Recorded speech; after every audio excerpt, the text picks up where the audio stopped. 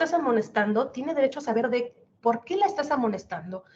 No pongan a veces ciertas oraciones muy ambiguas, como que cometió un acto indebido. ¿Qué es un acto indebido? ¿Qué es un acto inmoral o falta de ética? Porque son términos muy ambiguos. Aquí hay que ser muy específicos para que nosotros, los que tenemos el trabajo de revisar un protocolo y de hacer un procedimiento para verificar que hay responsabilidad o no, digamos, ok, sí, como le dijo Gorda, eso es violencia. Ay, pero dice que la vio feo. Ah, pues ahí, ¿cómo lo encuadro en la ley? ¿Qué pasa, no? Entonces, no puedo sancionar a la persona por eso, es un término muy ambiguo. O porque dijo que le llamó la atención, le dijo que se sentara porque estaba aventando cosas o estaba gritando. Eso no es violencia, no es maltrato, eso es disciplina escolar, porque, y empiezas a justificar legalmente, pero para eso necesitamos una base. Por eso es que necesitamos el apoyo de ustedes, y claro que lo tenemos, hay que trabajarlo, sí, pero qué bueno que tenemos esta oportunidad de tener la comunicación directa con ustedes y resolver algunas de las muchas pues, dudas que tienen, porque cada caso es particular. Y eso también es lo importante y también, pues, bonito de nuestro trabajo de licenciado Sergio Servidora, porque aprendemos diariamente de cada caso diferente. ¿Y aquí cómo vamos a aplicar la ley? ¿Y por qué lo aplicaron? Ah, no, sí tiene que ver con maltrato, pero también es abuso sexual. O no es maltrato. Y entonces eso es también lo importante de esa comunicación y ese aprendizaje que ustedes nos dan con el día a día en la trinchera, porque sí es una trinchera que ustedes están todos los días, ¿no? Ahí frente a los niños, con los papás, con las autoridades y aparte también teniendo este tipo de situaciones de asesorías con las unidades de asuntos jurídicos. Entonces, realizamos la amonestación por escrito y le decimos a la maestra Fanny que por qué hizo eso. Con base en el protocolo, pues estoy realizando esa amonestación. No es porque yo quiero, es porque el protocolo me lo está indicando, que ese es el procedimiento. Entonces, la exhorto a que no lo vuelva a hacer. Le digo, oye, tranquila, respeta los derechos humanos de Juanita, que fue a la que le dijiste que estaba gorda, respeta sus derechos, no lo vuelvas a hacer. De lo contrario, te estoy apercibiendo que, como lo dice el protocolo, voy a proceder a realizar mi intervención subsecuente. Lo firmo, se lo presento, me lo firma ella de recibida y lo guardo en mi expediente. ¿Qué pasa cuando la maestra Fanny dice, no me interesa, yo no dije eso, no lo acepto? Dos testigos de asistencia, recalcamos, que dan fe únicamente de que tú realizaste el documento, que lo fuiste a notificar y esa persona no te lo aceptó, pero aún así tiene validez. ¿Sí? No van a, estos testigos de asistencia no van a dar fe del contenido porque a ellos no les consta nada. Entonces solamente se queda ahí en el expediente y ahí termina el procedimiento. ¿Qué pasa cuando hay reincidencia o desacato? Cuando reinciden es cuando lo vuelven a hacer. Ojo, la reincidencia implica que sea con el mismo niño o niña que fue agredido, o puede ser que sea con otro niño, ¿sí? No tiene que ser a fuerza el mismo sujeto. O desacato, cuando me desobedece. Entonces, se inicia un nuevo procedimiento, por eso es que nuevamente escuchamos los relatos de los involucrados, recabamos los formatos e implementamos las medidas precautorias encaminadas a ¿qué? A detener la violencia y por lo tanto tenemos que separar al probable agresor de la probable víctima. Ya nos comentaba el licenciado Sergio que en el caso de las supervisiones escolares, por ejemplo, que reciban a las personas, a los servidores públicos, pues tienen que tener también vigilar esa situación, que no tengan ese contacto. No lo voy a mandar a realizar funciones, vete a revisar a la escuela tal, ¿no? Porque va a tener ese contacto con los niños. No tiene que estar en el centro de trabajo donde no tenga ese contacto directo para protegerlo a él y también a los otros menores, porque sí, hay muchas situaciones que se pueden salir de la mano cuando no tomamos ese tipo de previsiones. Se dan aviso a las autoridades, se realizan los acuerdos con los padres de familia, el acta administrativa, que ya recalcamos que sí es necesario que ustedes tengan otro tipo de asesoría en este sentido. Recalcamos, tampoco la unidad de estos jurídicos o los compañeros que den esta plática del acta administrativa les van a dar los famosos machotes, porque no existen, ¿sí? Son documentos muy particulares, pero sí tienen formalidades de ley, sí tienen algunos datos que debemos de poner sí o sí para que tengan validez, pero los machotes en realidad, no les vamos a mentir, no existen.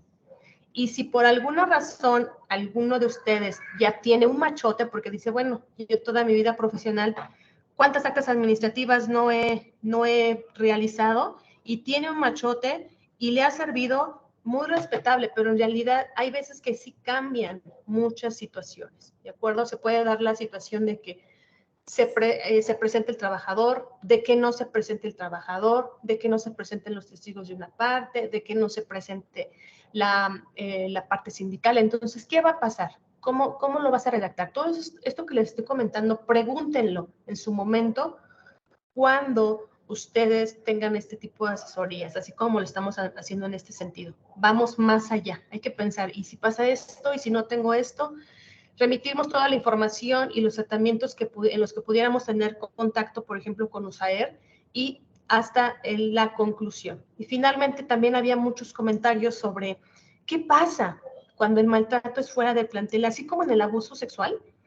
Tenemos esa limitante del ámbito de competencia, y el ámbito de competencia, ¿quién lo tiene? Otra autoridad, que va a ser la Procuraduría de Protección de Niñas, Niños y Adolescentes, de conformidad con el artículo 105, o en su caso el Ministerio Público.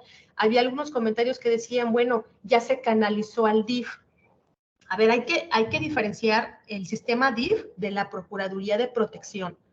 Sí tienen relación, pero tienen funciones totalmente diferentes. Por ejemplo, la Procuraduría de Protección tiene la representación suplente y coadyuvante con los niños, es decir, ellos pueden suplir a los papás en cualquier momento, ¿eh?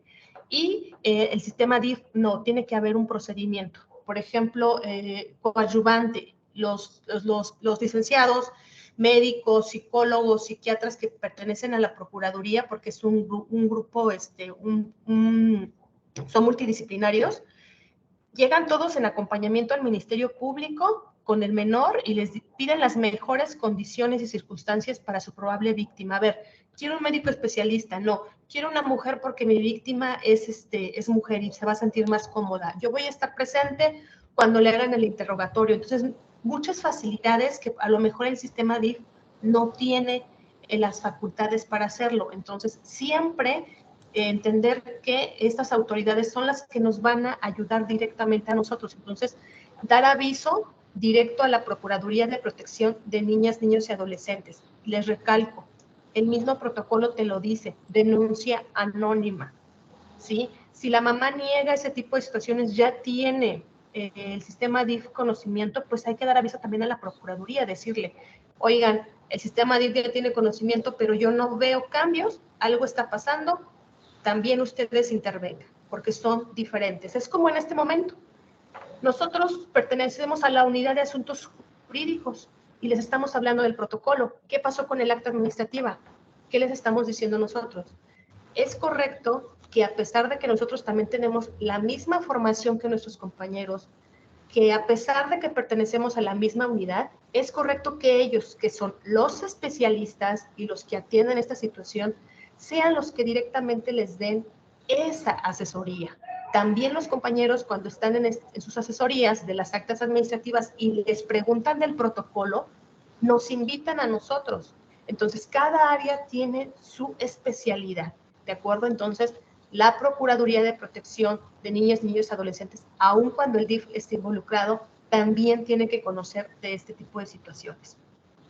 Escuchar el relato del alumno, recabar los formatos, tener preparada mi acta de hechos, los tratamientos que ya establecimos en base a qué o por qué los podemos realizar, las medidas precautorias que siempre van a estar relacionadas con garantizar el derecho a la educación de los niños. Recuerden, podemos realizar educación en casa. Eso está fundamentado, educación en casa. Cuando hay alguna situación que atente contra la integridad física, psicológica del alumno, y en acompañamiento con los papás podemos realizar la educación en casa. Entonces hay veces que tiene que ser así, de esa manera, todo de forma confidencial hasta la conclusión. Y esos son todos los procedimientos que tenemos en nuestro protocolo. Lástima, de verdad, que el tiempo, les digo, es apremiante, es un tema súper interesante, salen muchísimas, pero Pero ¿saben qué es lo que me ha gustado de esta dinámica, profesores? Que ustedes se han animado a preguntar y que pues son preguntas muy buenas. No hay pregunta tonta, ¿eh? Ni respuesta buena ni respuesta mala. O sea, todo lo que ustedes nos digan es correcto, nadie es todólogo y les digo, nosotros recíprocamente nos retroalimentamos de lo que ustedes nos dicen. Ah, mira, nunca había pensado en eso. Y es muy importante y de verdad les agradezco de parte de su servidora el apoyo que nos han brindado con todas sus preguntas porque nos sirven también a nosotros. Entonces, continuamos con algunas preguntas si es que nos da anuencia el algunas preguntas ya les dimos respuesta dentro del chat link, no hay ningún problema. Si alguien más obviamente quiere realizar una pregunta, con todo gusto. Debo enfatizar de nueva cuenta dos situaciones porque nos siguen preguntando la misma situación. La organización de esta asesoría corre a cargo del Programa Nacional de Convivencia Escolar, perteneciente a al Departamento de la Calidad Educativa. Ellos nos apoyarán en algún momento en informarles en dónde estará disponible esta asesoría, si es que fue videograbada o no. Desconozco esa parte. Ellos les van a dar la información vía estructura, evidentemente. Independientemente de lo ya mencionado, ya les había hecho llegar también algunos a nuestros correos electrónicos de la licenciada Fanny y un servidor, y mencionar una cuestión más. No hay otro jurídico. Solo existe una sola unidad de asuntos jurídicos e igualdad de género, que está ubicada físicamente en las oficinas en el edificio central de Servicios Educativos Integrados al Estado de México, en Santa Cruz, Azcapotzaltongo, ¿sí? Que es donde ya la mayoría de ustedes conocen. Cuando no les llega su pago, no les llegaba su cheque, a donde van a reclamar ahí a pagos, ahí está ubicada la oficina. Les hago la mención porque luego nos dicen, es que nos dijeron de jurídico, el licenciado X licenciado, nos dijeron de ahí de jurídico que el acta de hecho se tiene que realizar así, y aquí está el formato y nos lo mandaron. Pues resulta que no fuimos nosotros, resulta que fue el Departamento de Extensión y Vinculación Educativa que cada subdirección regional tiene, pero ellos tienen a cargo evidentemente los casos de jurídicos, ¿no? Tienen a su cargo darle seguimiento a estos casos jurídico-legales. Sin embargo, enfatizar que solamente existe una unidad de asuntos jurídicos, que somos obviamente los responsables directos de poder aclarar situaciones de protocolo de actuación. Ya también les mandamos una liga en donde tienen el protocolo de actuación, insisto, dentro de este mismo protocolo están los diagramas que utilizó la licenciada Fanny. Al final del protocolo están también los anexos, tanto el anexo de la carta responsiva como elaborarla, de un acta de hechos, los formatos de reporte, está también la red interinstitucional. También preguntaban mucho de cuáles son los números telefónicos de las instancias que habíamos comentado, están también dentro del anexo número 8, que es la red interinstitucional. Dice, también otra pregunta que mencionaban mucho, oye, ¿y cuando hay maltrato entre docentes? Bueno, ahí no estamos hablando de maltrato, ahí estamos hablando de una situación de agresión, ya sea física, psicológica, de panfletos, vía redes sociales, etcétera. También ese es un conflicto entre pares que no se va a aplicar protocolo de actuación, porque recordemos que el protocolo de actuación está diseñado para que atendamos casos de servidores públicos en contra de menores de edad, situaciones entre menores de edad o situaciones de persona externa al plantel educativo que recaigan en el menor de edad. Cuando son situaciones entre pares, pero de servidores públicos, se encuentra, si es tu autoridad superior inmediata, se encuentra el órgano interno de control, o aunque sea también tu par, aunque sea, si la licenciada Fanny me agrede físicamente un día, porque la volteé a ver feo y le dije, qué mala asesoría dio el día de hoy usted, licenciada Fanny, y se voltea y me da una cachetada, no aplicamos protocolo de actuación, evidentemente. Tendría yo que realizar una denuncia, obviamente administrativamente hablando, darle vista al órgano interno de control por ser un servidor público del mismo organismo, y también tengo la facultad y tengo la posibilidad de poner en ejercicio a una instancia competente. ¿Como quién? Agencia del Ministerio Público por lesiones, por ejemplo, ¿no?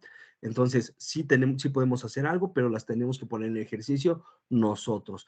¿Quién salvaguarda nuestros derechos humanos y nuestros derechos laborales? Nosotros mismos, al momento de poner en ejercicio a la instancia competente o correspondiente, incluyendo al órgano interno de control o a la unidad de asuntos jurídicos. Menciona que cómo elaborar una bitácora escolar.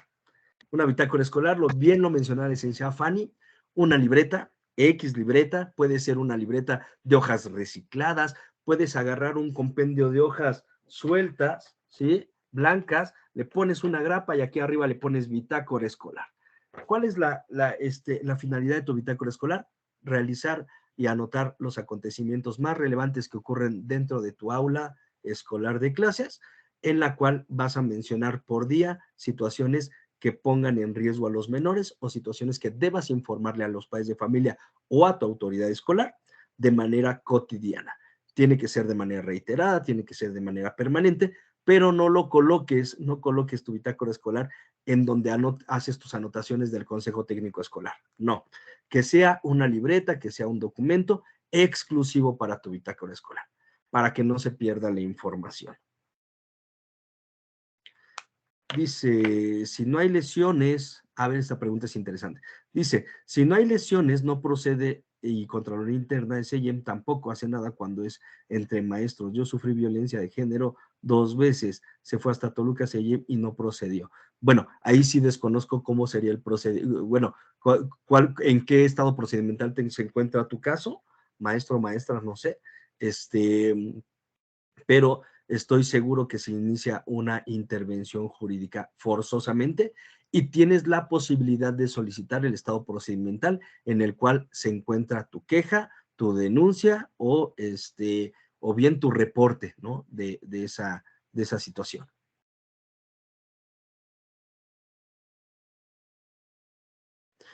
También mencionaban de una situación en donde, recordemos una cuestión, están mencionando mucho en el sentido, licenciada Fanny, en el cual los padres de familia agreden verbalmente a los docentes a través de los chats, ¿no? Que mencionaban, ¿no? Por ejemplo, de tareas 2023 y ya se están ahí diciendo palabras antisonantes o ya agreden a los docentes. Insistentemente la licenciada Fanny les mencionaba que estamos imposibilitados para mantener contacto vía redes sociales con alumnos y con padres de familia. También es una situación preventiva que se encuentra dentro del protocolo de actuación. Entonces, cuando tú tengas una situación de acoso sexual, de abuso sexual, de acoso en cualquier modalidad sobre tu persona de parte de un padre de familia, deberás poner en ejercicio a una instancia competente, agencia del Ministerio Público, fiscalía en situaciones de violencia de género o alguna otra instancia competente. Eso en un primer momento. En segundo momento, cuando llegan a la unidad de asuntos jurídicos y nos dicen, licenciada Fanny, usted es la abogada de jurídico, sanciona al padre de familia porque me vino a gritonear a mi escuela. Insisto, nosotros escapa de nuestra esfera de competencia.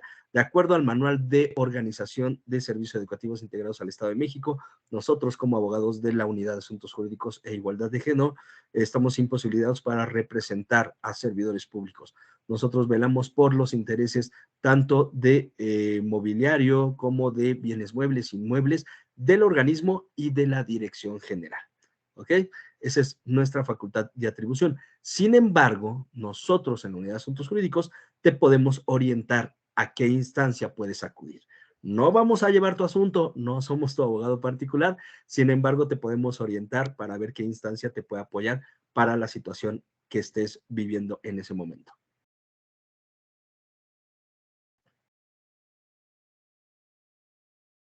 Sí, correcto. Mencionan aquí, licenciada Fanny, si una maestra está acosando o agrediendo a un profesor dentro de la escuela, el profesor deberá presentar una queja en el órgano interno de control. Sí, solo sí, estas agresiones ocurren dentro del horario laboral y dentro del centro de trabajo. Si Claro, y ocurren además, fuera, tendremos que poner en ejercicio una instancia diferente. sí, e incluso, por ejemplo, mencionarles, ¿qué pasa?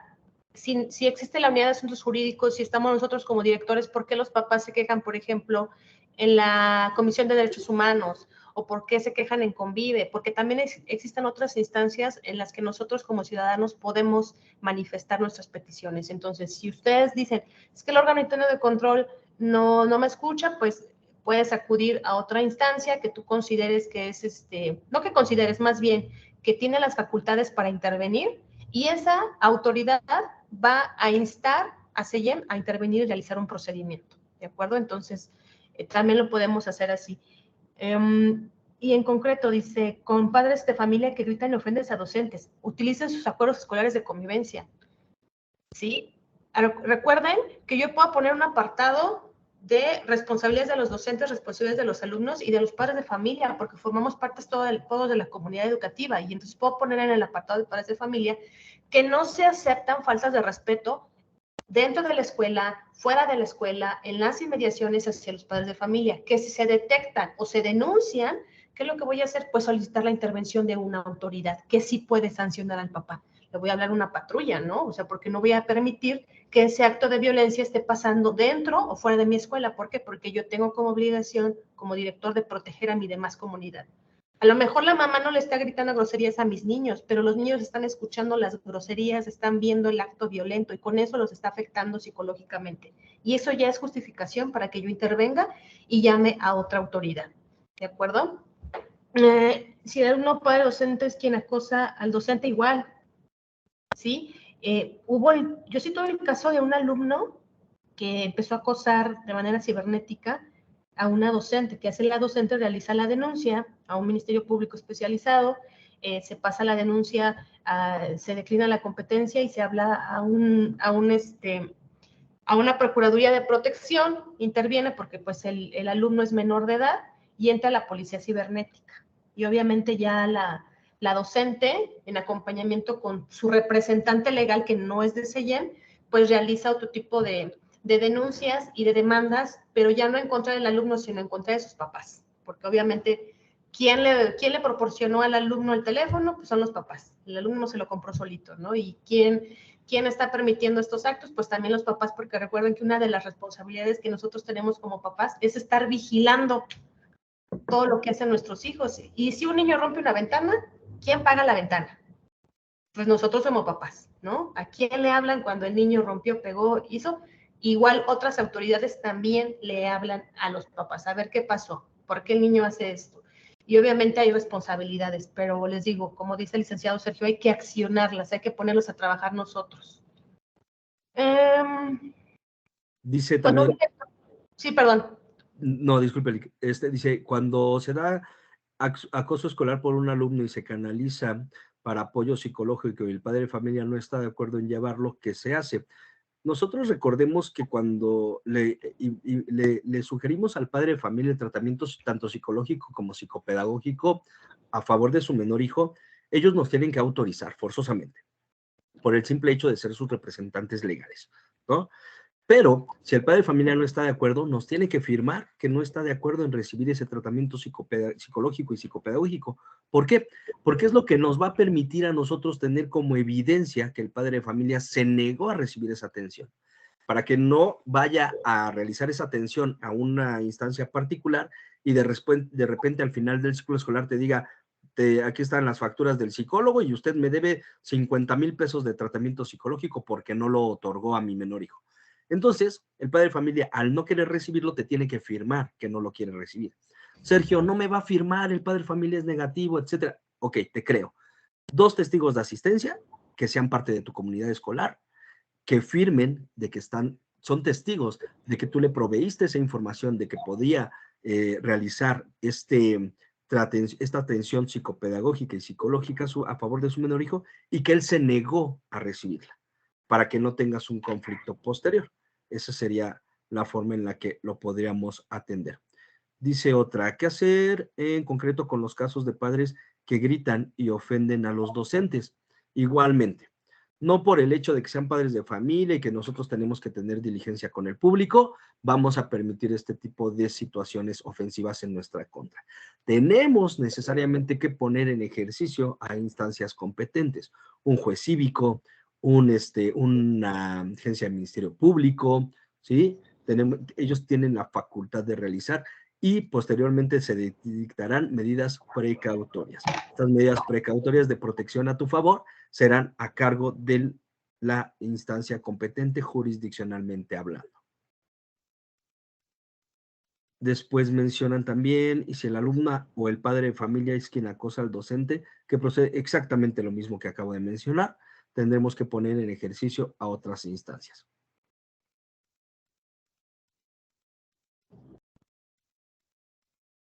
Creo que en el chat hay otras más, ¿verdad?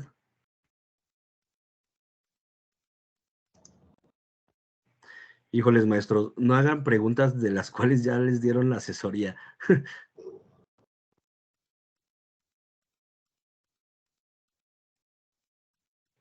Cuando se agrede padres de familia al salir de la escuela, por parte del director, ¿qué tiene que realizar? Un acuerdo, tiene que realizar primero que nada un acta de hechos, en donde redacte qué fue lo que sucedió, cómo sucedió, cuándo sucedió, etcétera. Y posteriormente, como son parte de tu comunidad educativa, aunque no sea parte de tu competencia, tratar de elaborar acuerdos escolares de convivencia de mutuo respeto. Si no te corresponde, darle vista a una instancia competente para que intervenga. A menos que, licenciada Fanny, guste agregar algo más en esa situación. No, es correcto. Dice él, ¿y la carta responsiva es para todos los alumnos? Sí, más bien para todos los padres o tutores, que son los que lo tienen que firmar. Dice, ¿se consideró como ciberacoso? ¿Se consideró o se considera? No entiendo. Cuando una alumna manda diferentes mensajes saludándolos y fotos de ella con ropa, pero tocándose, comentan, ¿pero a quién se los envió? ¿A los alumnos? Sí puede ser considerado ciberacoso porque el ciberacoso también tiene el acoso. Revise, por favor, la ley para prevenir y erradicar el acoso en el Estado de México. Fue publicado en el 2018 y ahí nos habla de las modalidades del acoso. Una de ellas es el ciberacoso, pero también existe la modalidad de acoso sexual entre niños, ¿no? Estamos hablando que aquí sí pudiera considerarse un abuso sexual, inclusive entre alumnos, porque el alumno está buscando esa estimulación sexual por parte de sus compañeros y sus compañeros no la quieren recibir. Entonces, imagínense, ya con este ejemplo no solamente vemos ciberacoso, sino estamos viendo abuso sexual infantil. Hay que intervenir conforme al protocolo. Muy buenos ejemplos. Lo que les digo, esa retroalimentación. Yo aquí, por el conocimiento del protocolo, diría que no solamente es ciberacoso, yo lo catalogaría como abuso sexual entre menores. Correcto.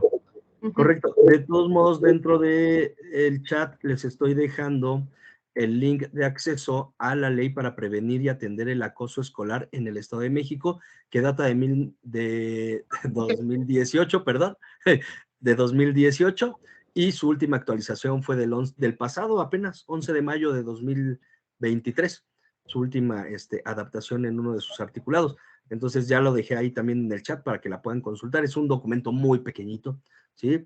Y también hacer énfasis en la situación en la que mencionan, por ejemplo, otra cosa. Dice, y fíjense, esta pregunta es interesantísima. La respuesta un poquito compleja desde mi punto de vista. Es muy sencilla de comprender, pero compleja en el sentido de la estructura. Menciona que cuando un docente no se refiere, un docente dentro de su se me fue, es del ACT, Consejo Técnico Escolar. En el Consejo Técnico Escolar se expresa de manera discriminatoria en contra de un menor de edad, de uno de sus alumnos. No sé en qué sentido, nada más menciona aquí en el chat que de manera discriminatoria se refiere de uno de sus alumnos y dice, es maltrato, evidentemente es maltrato.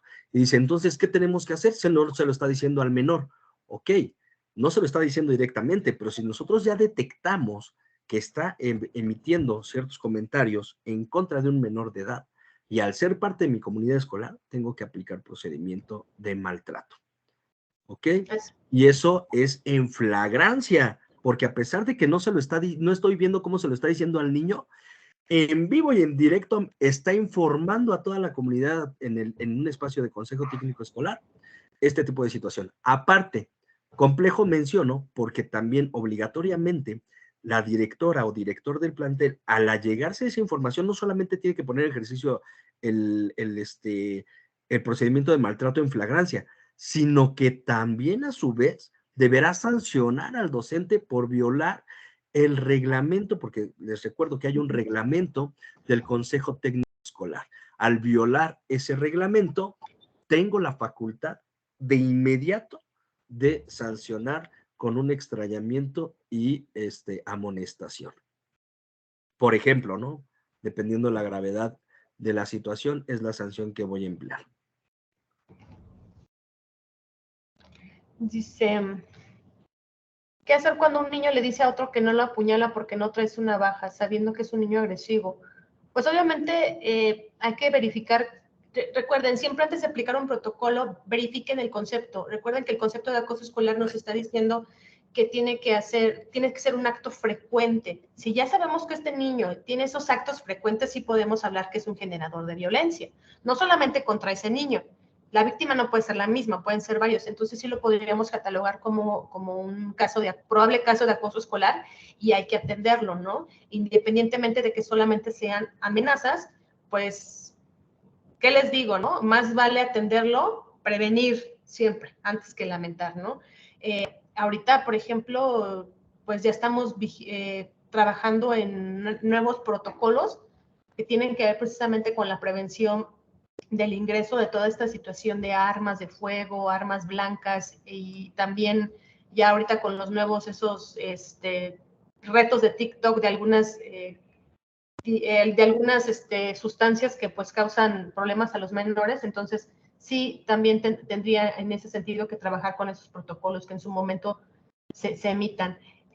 Dice, ¿para qué Incluso hay una guía, perdón, Lick, hay una guía de prevención de armas en el interior de los planteles educativos y esta guía nos permite poder identificar qué es un arma de fuego, qué es un arma blanca, hasta dónde podemos intervenir. Esta guía no nos dice, toma el arma, ponle talco para que se vean las huellas, no dice nada de eso, ¿sale?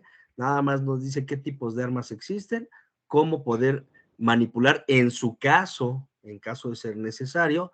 Sin embargo, cómo actuar en este tipo de casos. También hay una guía de armas al interior del plantel educativo, que también es importante. Y obviamente si lo detectan, la recomendación es llamar a las autoridades para que ellos manipulen y en su caso, si fuera necesario, se realice la evacuación o detención, no detención, sino más bien contención del menor. Ajá, contención del menor que tiene esa situación. Dice, para que el acuerdo de convivencia se establezca, necesitan firmar todos los padres, maestros y autoridades. ¿Y qué pasa si algún padre de familia no lo quiere firmar? ¿A qué otros acuerdos? La mayoría. Pues así como en cualquier sesión, la mayoría, ¿no? Sí tenemos un número de población, pero por la mayoría, está la mayoría de los maestros, la mayoría de los padres, está la autoridad superior, se le da validez. Sí, porque si hay unos papás que nunca tienen la atención de ir, nunca los ves, nada más los ves cuando inscribieron y a veces ni a eso van, ¿no? O por una constancia para reclamar la beca. Eso sí, ahí sí se presentan. Ahí sí se presentan, pero sí, no, es por la mayoría. Ahí hay que diferenciar dos situaciones dentro del acuerdo escolar de convivencia. Uno, para la creación de este protocolo, para la creación de los acuerdos escolares de convivencia a inicio de ciclo escolar, en donde planteamos las reglas del juego, como bien lo dice la licenciada Fanny, y es importante resaltarlo, sí debe haber una mayoría que esté de acuerdo. Ahora, caso B, cuando tú le das a conocer este acuerdo escolar de convivencia a tu comunidad escolar, no lo estás poniendo sujeto a disposición o posibilidad, no. Te lo estoy presentando para que lo conozcas. Te estoy diciendo cuáles son las reglas del juego de mi institución educativa, ¿sí? A la cual estoy a cargo, y no te estoy preguntando si estás de acuerdo o no, te estoy informando de que esas son las directrices de la convivencia escolar. Pero para la creación, efectivamente, por eso lo realizan en conjunto autoridades escolares, docentes, padres de familia en su modalidad de los consejos de participación social y el asociación de padres de familia, ¿no? Claro, y no se refiere a que se reúnan todos, sino que se realicen dinámicas, ¿no? Tomo la opinión con una dinámica de los alumnos, de mi población, de los padres, de mi población de maestros, y conjuntamos pues un grupo de trabajo que los represente a cada uno y se crea este documento, se sanciona con la mayoría y ya después se da a conocer a toda la población. Y aquí nos decía, si yo como madre de familia no firmo ese acuerdo de convivencia, de todas formas tengo la obligación de cumplirlo. Sí, porque finalmente se te pidió tu opinión, se te pidió participar y la mayoría participó, la mayoría aceptó la posición que se está estableciendo en ese acuerdo escolar de convivencia. Recalcamos siempre con base en el interés superior de la niñez y siempre tomando en cuenta el artículo 105, que esas medidas no atenten contra los menores, contra su integridad física o psicológica, y así lo podemos hacer valer, ¿de acuerdo? Entonces dicen, ¿se pudiera generar otra fecha? Nosotros no somos recalcamos los que realizamos este